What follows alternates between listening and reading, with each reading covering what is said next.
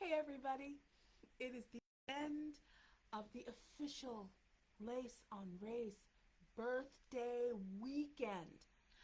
I am wearing my birthday dress, $4 on deep clearance, wearing my birthday earrings. Which way? This way. Drinking birthday tea out of my birthday mug that says cultivate kindness, and it actually came with a spoon that looks like a garden tool. Get it? Cultivate kindness. I love this sort of stuff. It has been quite a few days.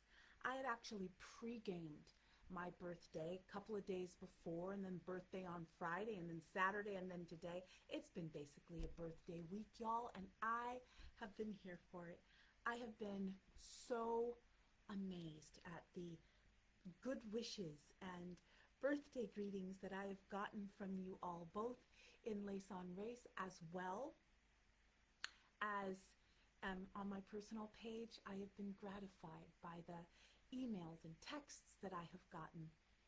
Y'all know how to make a girl feel loved, and I am incredibly grateful for it. There were some challenges, though. I got an offender bender right when I was going for my birthday burger on my actual birthday on Friday. That, my goodness, it is amazing what applied relational ethics and Hesed can do in situations. For those of you who didn't know, I actually had another fender bender about a couple of months ago. That one was my fault. Well, this one wasn't my fault. This guy was backing out and he didn't see me, and he came out and his eyes were like saucers and he was so afraid. And I said to him, just before we do anything else, before we exchange insurance cards, I want you to know something. I talk about relational ethics for a living, and I promise you, you are going to have a good experience. And he looked at me like I was a crazy lady, and I looked right back at him, eye to eye, and went like this. There would be no recriminations. There would be no, how could you do that? Nope. It was a fender bender. He didn't mean to do it. It was an infraction, if that. I'm not going to make him feel crappy for a mistake that was eerily similar to the one that I had made 2 months ago. So I got on the phone with Progressive, and I gave him the phone, and he talked to the Progressive lady, and then we finished, and I made sure that he was okay. I made sure that his partner was okay. She was looking at me like I had 3 heads, and it's like, and they both asked a variation of what the guy asked me, the guy that I hit 2 months ago. I sideswiped him. You're being really nice about this. Well, why wouldn't I be? In the case of the guy that I hit, it was unambiguous. I hit him. I own it. Progressive took care of it. He is whole. With this one, he didn't mean to do it. He has insurance. And even if he didn't, it's a scrape. I could still drive the Santa Fe anywhere I want. It's all good. I wasn't going to make his day worse. In fact, I was going to leave him better than what I started. That is an ethos that feels like it should be easy to do, but a lot of times it isn't, is it? We wind up, I've been inconvenienced, so I'm going to make you feel worse. In a video, blast from the past video, that I put in Lace on Race, and maybe it's on my personal page, but it was about Hesed and unilateralism, and in it we talk about justification and proportionality, which is exactly what we're talking about here. The Progressive lady, my insurance lady, asked me about 3 times if I were physically harmed. Because if you are, we want you to go to an urgent care right now, and we want it documented. I'm fine. I'm a little shaken up. All I thought I was going to do was just go to La Mesa and get an onion burger, but it turns out it took a little bit more, and it's 90 degrees outside and I'm a little hot, so I'm feeling it, but no, it's not necessary. Are you sure? Are you sure? And it's like, are you trying to make this seem bigger than it is? Because I'm inconvenienced. My Santa Fe, which also had a birthday, because I bought the Santa Fe on my birthday, these many years ago, it's a little banged up, but so is its owner.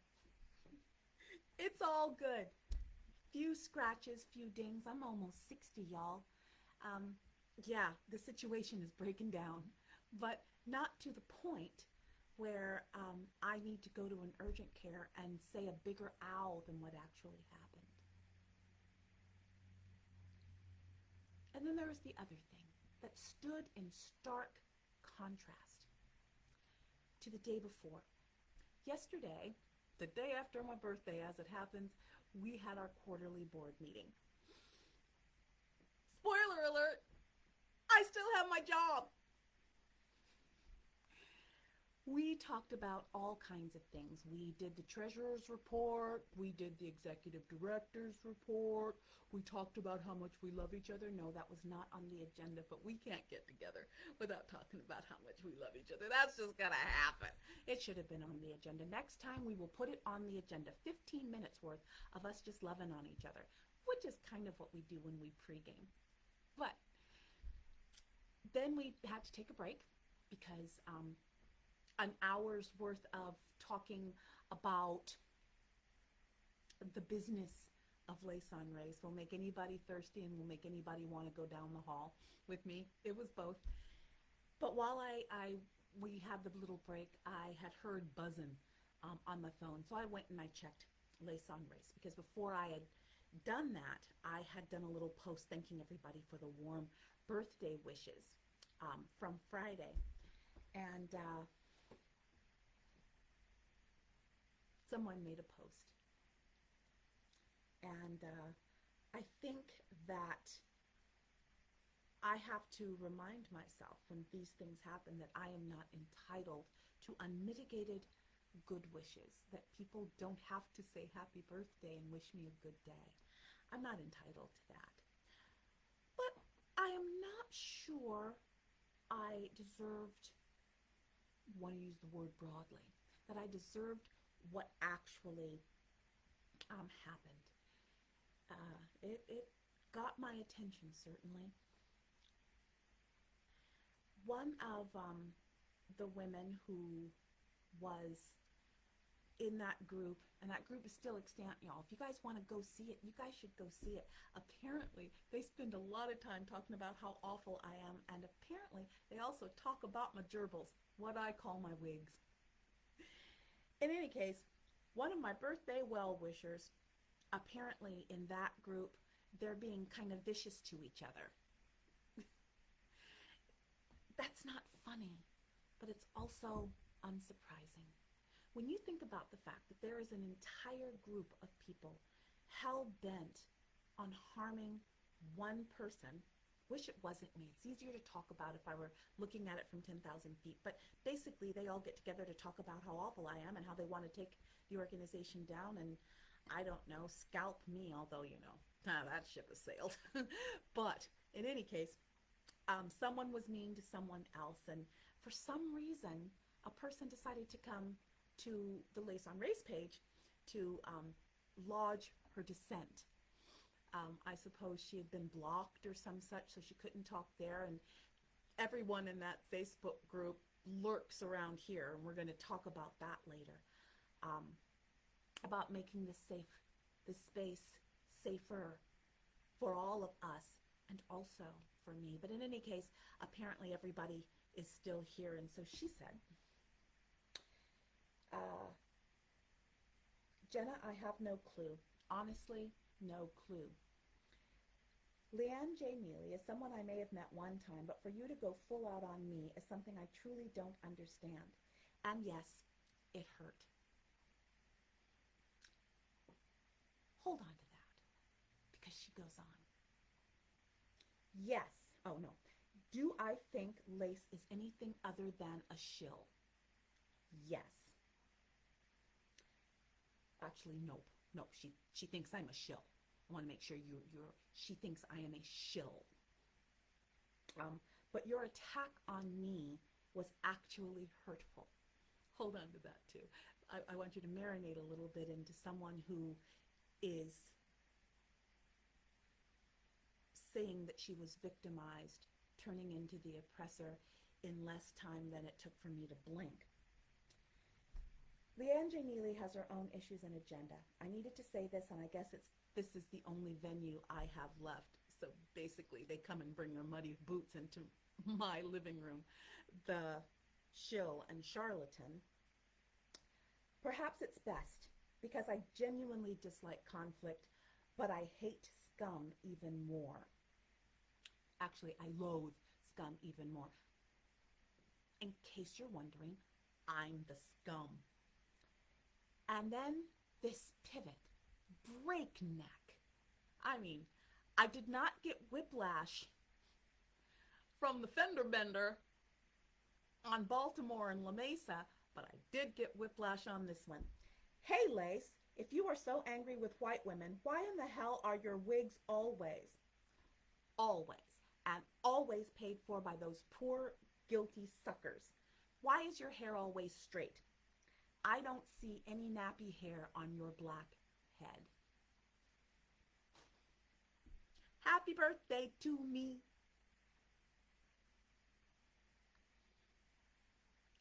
It is very hard to try to figure out who would write that. But then it's not hard at all. Lesson number one. Well, lesson number two, because lesson number one is to always bring Hesed into all of your dealings, including fender benders. But lesson number two is, y'all, I've been saying it forever and ever. You are the company you keep. It is very hard. It would be very out of character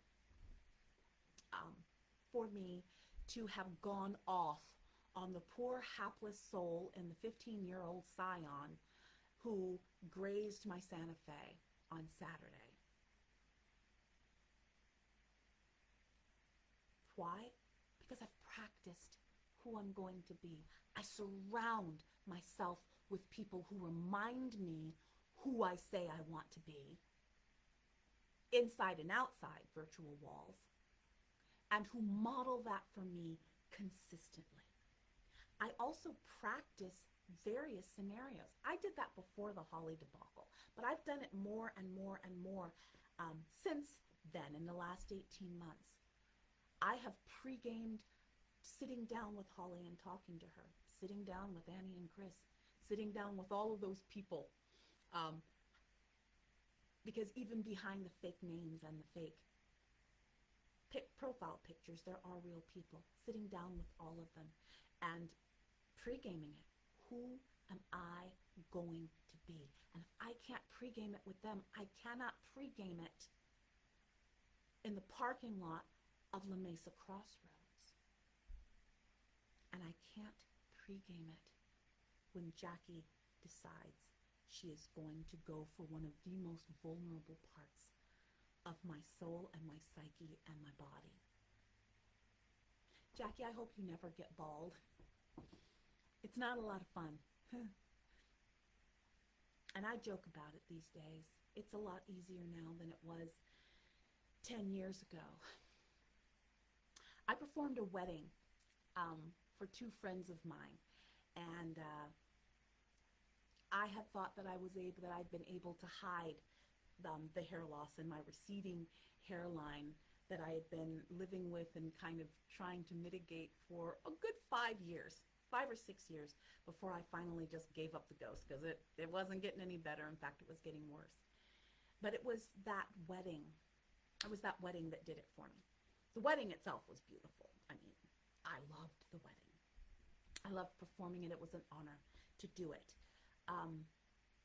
But I got the pictures about, I would say 2 or 3 or 4 weeks later, and I saw a hairline that should have been here that was actually here, and the camera did not lie. And I had to tell myself the truth about that. And it took me about a month to get the gumption to go into a beauty supply store and look at wigs. And then I had to take off my baseball cap in front of everybody and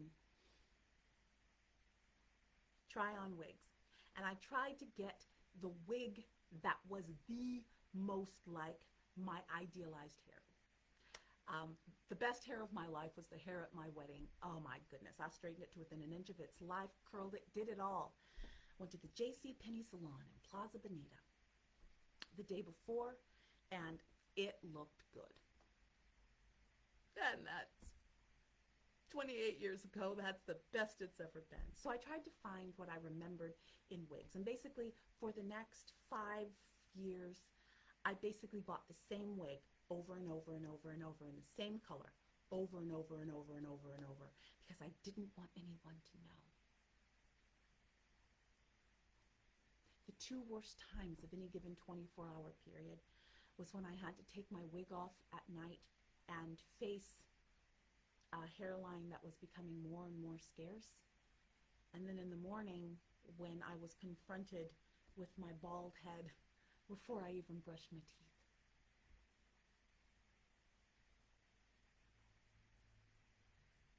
I cried both times. Hair is our crowning glory. And to not have it is the same as when people tell you, oh, it doesn't matter that you don't have X when they have X. And it wasn't until about 5 years ago when I was nearing the end of my wigs, they stopped making that wig. I had to make some choices. And I just said, you know what? Forget realism. Forget plausibility. Go with what you like. Go nuts. And I did. I am very upfront about the fact that I wear wigs for one of the reasons that Jackie actually kind of swiped at. My hair, depending on the wig, my hair looks pretty expensive. It looks as though I spend a lot of time and money at the salon. Cut and color and all that. And even if people know that it's a wig, and I don't really go for trying to hide the fact that it's a wig these days, even if they know that if they look like expensive wigs, even if they're not, and they're not. In any case, it looks as if I spend a whole lot of time and effort and expense on the gerbils on my head, and I don't really. And I make sure that people know that. I make sure that people know that, it's important, but it's not all important. I want you to take a look at me, find me halfway acceptable, and then listen to what I have to say. That is what I hope for. And at my age, almost 60, why not have a little bit of fun? There's plenty of time to wear the short wigs in the plausible, realistic colors. Why would anybody want to crap on someone when it doesn't hurt them?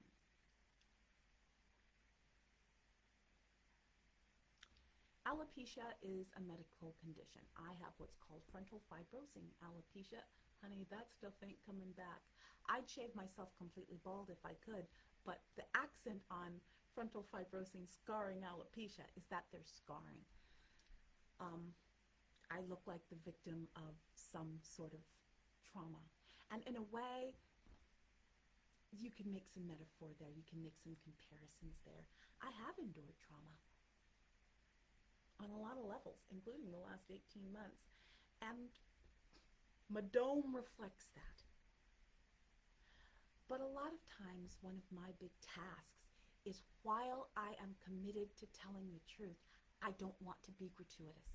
I will tell pieces, parts of my story in order to make larger points, but I do my best not to use my platform as a confessional. I tell the truth about the wigs because I wear different ones and it's pretty easy to tell. So let's get away from that. And also because of, yeah, it looks like it's expensive. And as someone who for the last 40 years has done her best to stand in solidarity with marginalized, to look like what's on top of my head is more than they spend on groceries for a month is something I cannot abide. I want people to know where I stand. This is a really big deal when we think about how it winds up looking when we are talking about that, when we are talking about what it looks like to walk in solidarity and eye to eye and shoulder to shoulder, which is something I try really hard to do. It matters so much to me. That is why we are committed. And in the board meeting, while we talked about dry numbers, that weren't so dry. I mean, board meetings, you would think that you would just be like, it's big snooze fest. It isn't. It's exciting. Despite the last 18 months, we're actually thriving. And there's something that I want to talk about that I'm running out of time here, but I want to talk about. We talk a lot about the challenges at Les Sunrays, but here's something else I haven't been able to share with you. I haven't been able to share celebrations and triumphs. Because people in that Facebook group would crap on them too. If they're willing to go hard on my hair, my fake hair, they're going to go hard on other stuff too. It's one reason that we stopped giving out the names of the community partners. Even though they're there, we have not stopped that even with a reduction in revenue of over 50%. We are committed to that. But we do not want those people harming the people that we are partnering with. We know that at least one of them, perhaps more, go into people's direct messages and say things. Oh my goodness. Can you imagine if they decided to lock and load on the people that we partner with? That's unacceptable to me. But yes, we still do it. This past month, we have supported organizations that protect women's autonomy on both sides of the spectrum. This is a very big deal. In my now 59th year, it feels so weird to say that. I think I might just pregame it and just say 60. It's easier. But in my 59th year, I have been met with, in the span of 48 hours, some of the most kind and generous and affirming people. And I've also been met with those who are not.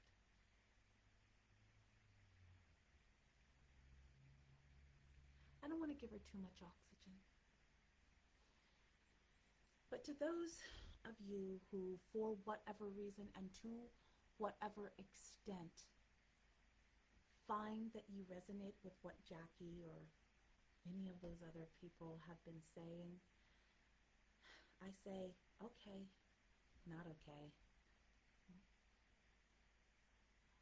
But that means you can't be here. Like my mama said in my internalized conversation with her the other day, I don't have 10,000 followers. I don't have 600 friends. I don't have 1,000 followers on my personal page. I have a responsibility to you, to the people I stand for and with who are watching all of this, however silently, and a responsibility to myself to keep this space as safe-ish as possible. And toward that end, we are going to be doing some retooling. Not a lot. If you're already in the bistro, it's not going to make any difference to you. If you are committed to staying at the takeout window, which is what we call the Facebook page, you can do that too. You will not get less, but you will get different. you will be given links, not full articles, and you can click over to the website if that's what you want to do. You can either go to the main website page or you can go into the bistro. The bistro, once you are seated, is more or less unmoderated. The main website page is. That means that posts need to be approved. And if that's the level you want to be at for now, that's fine. But if you want to go a little bit deeper and have more of a extemporaneous, more organic feel, you want the bistro. We are thinking about opening a Facebook group, kind of not a good place, not a bad place, but a medium place where we can speak more, and it would be for those who are not quite yet ready to take the plunge into the bistro, the Les Henri's Cafe on the website. That does give us a certain measure of control that we do not have on a page. When I conceived of this a while back, I decided to make it a page and not a group because I wanted the barrier to entry to be very low. And for the most part, that's worked out well, except for when it doesn't. It is not intemperate or beyond the pale for me to want my living room to be a safe place for me. I work pretty hard, and most of it's in my noggin and in my fingers, but I work pretty hard, and I want to be able to come home to my home knowing that I am not going to be stabbed in the kidneys. I'm not going to get a sucker punch. And I'm not going to be surrounded by people who are silent when those things happen. I'm going to put a series of queries on top of this after I finish this live, and it will be interesting to see how many people actually answer. One of the things about being 59 is that I can tell the truth and call a thing a thing. If you do not want to be my companion, either in my personal life or in Les Henri's, I can't force you, but I can tell the truth about the nature of our relationship, because at the end of the day, that's what we're talking about. We're talking about relationships. Stay tuned for more. If you have any questions, put them down below, and I or leadership team will answer them. I could not ask for a better team of delinquents whose purpose in life is to serve Les Henri's and to protect and hold me incredibly well. Learn from them. The last thing I want to say is, indeed, we have more and more on our plate, more and more ambitious goals, and we are going to be looking for new people to be in chef's table and in leadership, because there's more to do. There's more to do. And for a dinky little operation like ours, it takes many hands. So if you're listening to this or you're watching this and you're thinking, I wonder how I could serve, the short answer is you can. I would love to talk to you about serving and being mentored and becoming more of the person that you say you want to be. You can put that down below too, and we can hook up.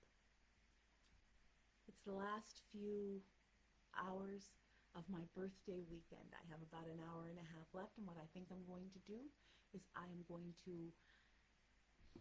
finish my tea in my beautiful cup. I wish you guys could see it. There it is. In my beautiful cup, and pack up. But believe me when I tell you that this birthday has been a significant one on lots and lots of levels. It has been an emotional one. My first birthday without my mama. But I had y'all. I even have Jackie. And it makes all the difference. I am here to serve. I am here to hold with Hesed-Art. And I get another year to do it. I am going to make the most of every millisecond. I love you all.